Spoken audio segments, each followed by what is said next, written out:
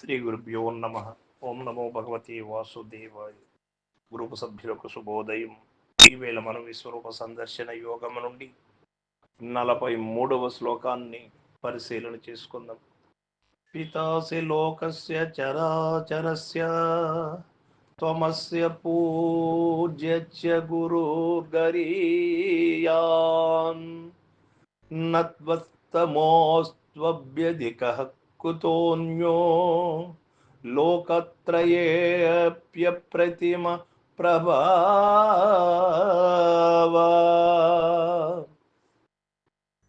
అర్జునుడు చెప్తూ ఉన్నాడు.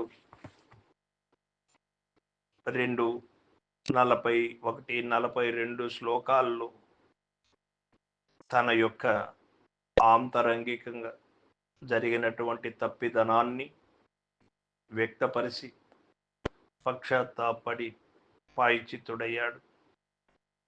ఇక చేసిన తప్పిదమునకు పశ్చాత్తాపడి మరల ఆ దానిని చేయకుండుటకు ప్రయత్నం చేస్తూ ఉన్నాడు. ప్రతి మనిషి కూడా ఏమైనా తెలియకుండా మిశ్రమ కర్మములు జరిగినప్పుడు మలిన కర్మములను పూర్తిగా నిర్మూలన చేసుకొని శుద్ధ కర్మ చేయాలి అంటే తన తప్పిదనము తానికి తెలిసి రావాలి. తెలిసినటువంటి తప్పిదనాన్ని మళ్ళీ ఆ తప్పు చేయకుండా జీవించాలి. ఇదే మనిషికి ఉండాల్సినటువంటి మార్పు, మనిషికి ఉండాల్సినటువంటి విజ్ఞత. తప్పు తెలియకపోకుండా తప్పుని తప్పుగా గుర్తించలేక ఉండడం అజ్ఞానం.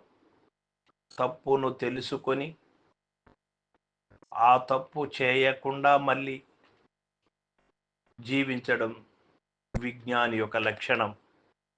అదే నిజమైనటువంటి సదాచరణ అని మనకు తెలియబడుతుంది.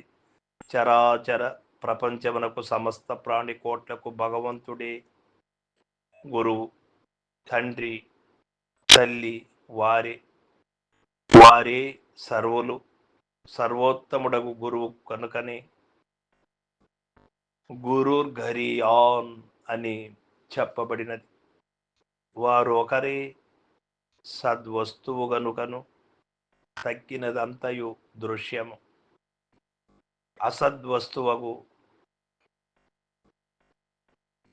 అసద్వస్తువు గనుకను వారికి సమానుడు గాని మించినవాడు గాని మరి ఒకడు లేనే లేడని స్పష్టమగుచున్నది. కావున సర్వులు వారిని ఆశ్రయించవలెను.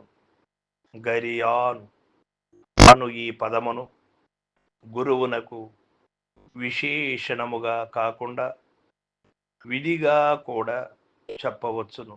గరియాన్ అనగా శ్రేష్ఠుడవు కృష్ణ, నీకన్నా శ్రేష్ఠుడు, నీతో సమానులు కూడా ఈ యొక్క భూప్రపంచమున లేరయ్యా.